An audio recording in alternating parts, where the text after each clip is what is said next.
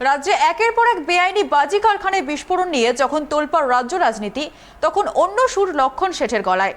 রাজ্যে মানুষের চাকরি নেই, বেকারত্বের সংখ্যা বাড়ছে, তাই অনেকে এই বাজি তৈরিকেই পেশা হিসাবে বেছে নিয়েছেন বলে দাবি প্রাক্তন বাম সাংসদের। বিস্ফোরণ কাণ্ডে বিজেপি এনআইএ তদন্তের দাবি নিয়েও কটাক্ষ করতে ছাড়লেন না কংগ্রেস নেতা। বিজেপি আইনের অপব্যবহার করছে বলে ট্রাইব টিভিতে একান্ত সাক্ষাৎকারে দাবি লক্ষণ শেঠের।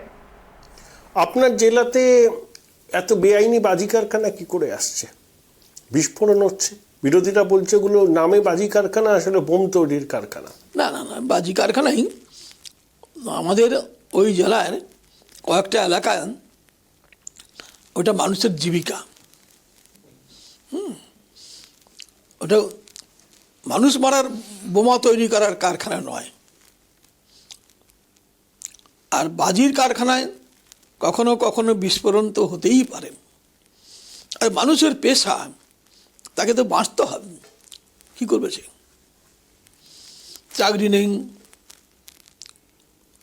জিনিসপত্রের দাম হু হু করে বাড়ছে, তা how will the people survive in our state? বিরোধীরা এনআইএ তদন্ত চেয়েছে। বিরোধী মানে কোন বিরোধী? BJP. BJP misusing the law. NIA ঠিক আছে, একটা আইন হয়েছে, পার্লামেন্টে আইন হয়েছে, তখন আমি পার্লামেন্টের মেম্বারও ছিলাম, জানি ওই অ্যাক্টের কী বলা হয়েছে। কিন্তু তাকে যেখানে সেখানে ব্যবহার করা হচ্ছে to gag the democracy of the people, মানুষের গণতন্ত্রকে গলা টিপে মারার জন্য। সুতরাং